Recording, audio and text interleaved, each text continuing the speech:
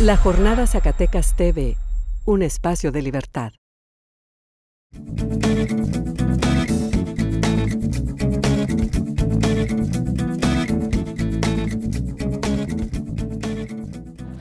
Hola, ¿qué tal? Bienvenidos a Acentos.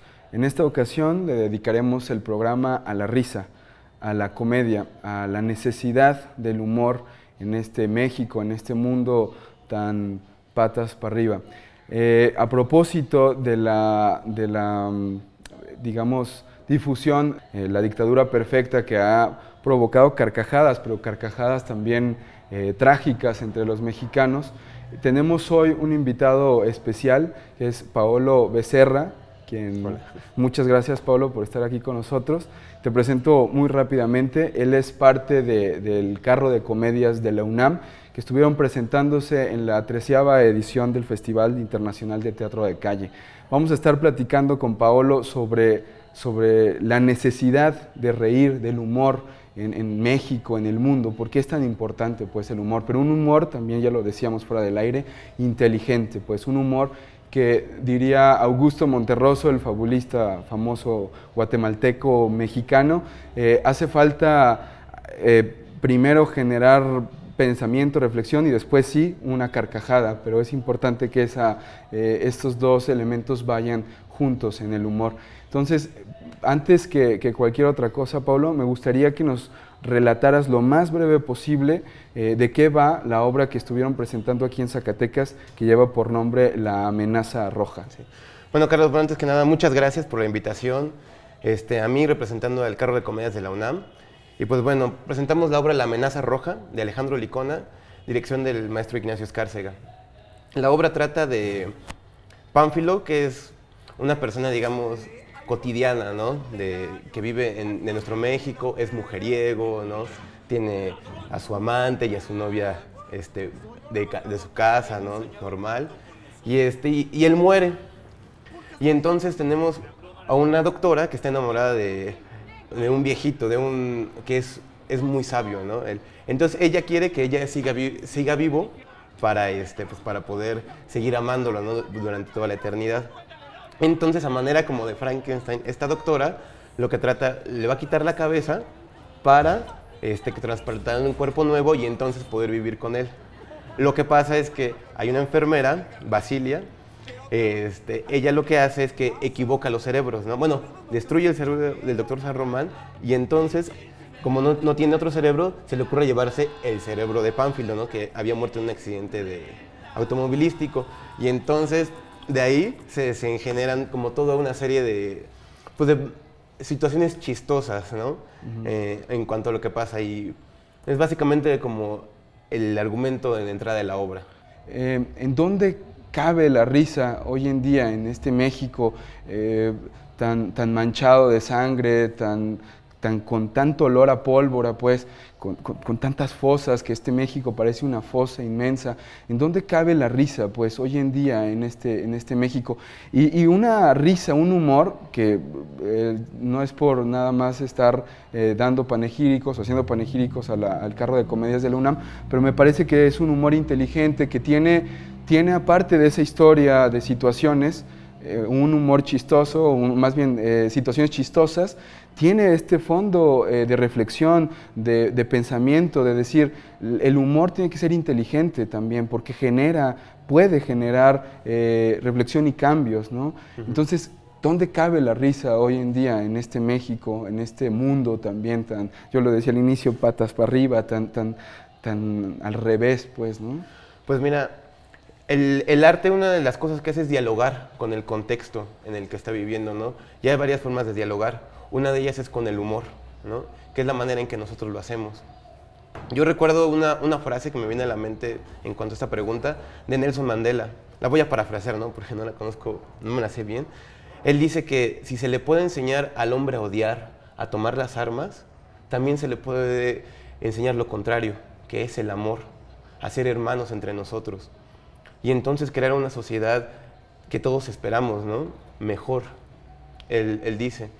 Entonces, es eso, ¿no? Yo creo que y esto en relación porque, no sé, yo con las personas con las que quiero, con las que yo amo, yo siempre trato como de que pues estén bien, de que se rían, ¿no? Esa es de mi manera como de que se acerquen, ¿no? De que, digo, están bien, se están pasando bien cuando están aquí, ¿no?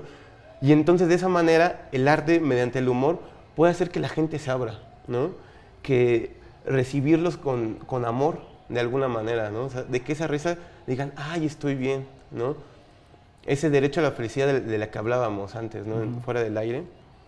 Es muy interesante eso, porque sí, al final se convierten en una comunión, en una unión de aperturas, pues, porque sí es cierto, se abren los actores, se abre el público, empiezan las carcajadas y todo va fluyendo, ¿no? Pero también una pregunta inevitable, pues, es ¿qué pasa también con este humor, que es un humor inteligente, pero también es un humor sardónico, cuando hay una enfermera incompetente, grosera, cuando hay un investigador corrupto que prepara montajes del asesino, del que andan buscando, donde hay tanta impunidad, donde lanzan cuerpos a la cañería como si fuera cualquier cosa, digamos, nos reímos a veces también de esas cosas, y yo decía también hace rato, en La Dictadura Perfecta, en esta última película de Estrada, la gente se ríe, pero a veces es una risa vergonzosa, no es una risa que da pena, es una risa que dices, ay, me estoy viendo reflejado ahí, me estoy viendo en la forma más grotesca, pero a la vez la más real que tengo, ¿no? Es mi cara la más real, la más fea. Pero ¿qué pasa también esto de estarse riendo de uno mismo? ¿Qué le ocasiona a la gente cuando se ve en el espejo de esa manera, ¿no? Pues mira, cuando uno se ve en el espejo y se da cuenta de que uno es parte de eso o uno lo está haciendo, pues uno tiene dos decisiones, ¿no? Uno, aceptarlo y decir, me gusta ser así, ¿no? Entonces yo decido seguir por ese camino. Y lo otro es decir, no me gusta de lo que me estoy riendo y yo sé que estoy ahí, yo sé que yo lo hago, entonces voy a tomar otro camino. Yo estoy de acuerdo que eso es muy difícil, ¿no? Porque existe el miedo, por ejemplo, ¿no? Todos tenemos miedo al cambio a veces, ¿no? Existen otras cosas, ¿no? Que al final son como, ¿qué va a decir la sociedad, por ejemplo, ¿no? Si yo tomo esta decisión. Y es muy difícil. Entonces, ¿qué pasa cuando nos vemos reflejados en eso? Que tenemos que tomar una decisión. Otra cuestión interesante es que en México, digamos, en México, América Latina, tenemos una tradición muy acartonada, muy solemne. Sí tenemos grandes escritores que, digamos, no solo colindaban con el humor, está Ibargüengoitia, Juan José Arreola, José Agustín, pero en general tendemos hacia la solemnidad, hacia el ser recatados. En cambio, los gringos, los ingleses, tienen una tradición de la risa y del humor mucho más trabajada, mucho más constante en su tradición literaria, artística. Nosotros estamos como más, esto no se hace, esto no se dice, aquí no te rías, aquí esto es serio, ten cuidado. Pero ¿por qué es también eso, ¿no? Importante reírse? Y cómo, digamos, ustedes desde el carro de comedias de la UNAM, que es muy complicado hacer reír, ya lo platicamos hace rato, llega y mete esa espina. A veces tenemos una tradición en México, por ejemplo, decíamos, de caricaturistas, de los cartones. En La Jornada está Naranjo en El Universal, antes, ¿no? La familia Burrón y demás.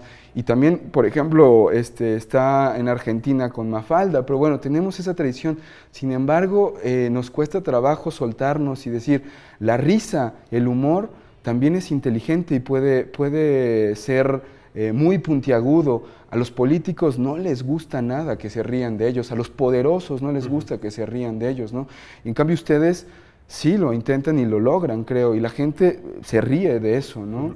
Sí, te decía que yo me acuerdo mucho de Enrique Pinti, ¿no? Que él decía que es lo correcto en la sociedad, no decir groserías, ¿no? Entonces, si tú no dices groserías y eres una persona de bien, ¿no? Ya te portas bien. Y entonces pasan los políticos que no dicen ninguna grosería, ¿no? Ellas son personas de bien. Y sin embargo, roban, ¿no? Te hunden, hacen lo que quieren, ¿no? Y entonces es como, es la hipocresía en la que vivimos, ¿no? Eso de lo que tú hablas. Eso es ser hipócrita, al final de cuentas. Yo digo algo y estoy ahí y no lo tomo. Y por eso, yo creo que por eso uno dice, yo voy a hacer algo serio, solemne, ¿no? Porque yo soy alguien más elevado, ¿no? Yo estoy por acá. Y dejen la risa y el humor allá abajo, ¿no? Para el pueblo, ¿no? Yo creo que eso es lo que pasa, ¿no? Que se ha hecho esa idea de que lo burdo está relacionado con la risa, y no siempre es así. ¿Por qué? Porque como tú dices, el humor puede llegar a ser inteligente. Y yo me acuerdo mucho en México bueno, en el DF, la reina de los albures es la verdolaga enmascarada. Ella nos hablaba de que el albur empezó porque los naturales de esta tierra, como eran esclavizados por los españoles, tenían que encontrar una manera de sacar, ¿no? Ese odio que sentían hacia ellos, ¿no? Entonces los albureaban, ¿no? Entonces, sí, patrón, le voy a traer su chile, ¿no? Y se siente y se lo come, ¿no? Y entonces el patrón decía, pues sí, ¿no?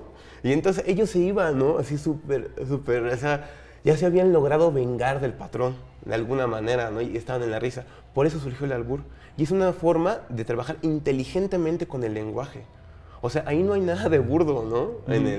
O sea, ya con el tiempo, sí hay una forma en que el albur se ha ido siendo como más burdo, ¿no? Pero también hay un albur fino, ¿no? Y eso es lo que ella trata de rescatar, ¿no? La inteligencia, sí, ¿no? Del albur. O sea, no decir lo que todos dicen, sino ir más allá. Sí, hay mucha agilidad mental, pues, en eso. Exacto. Y bien, Paolo, pues se nos termina el tiempo.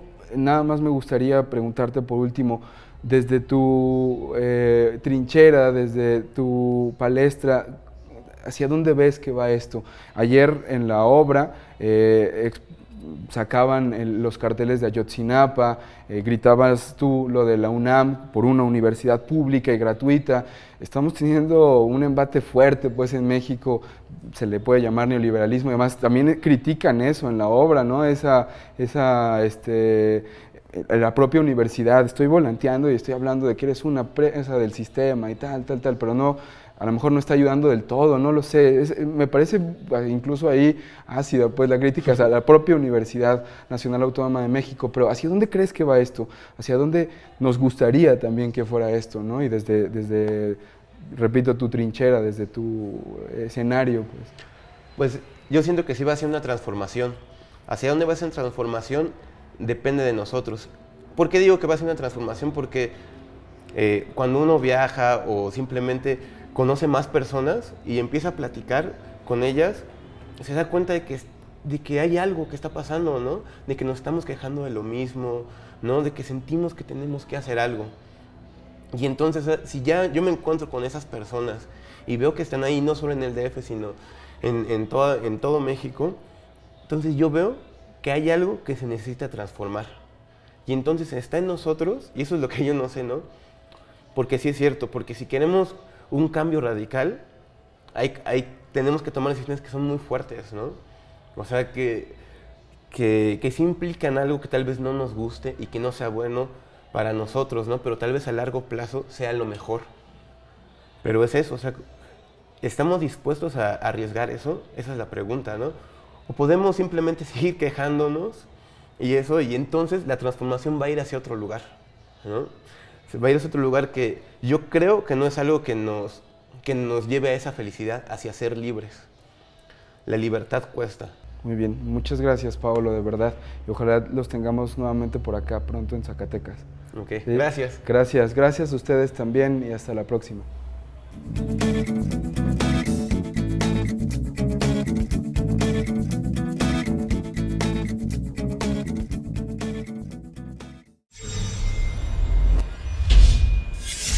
La Jornada Zacatecas TV, un espacio de libertad.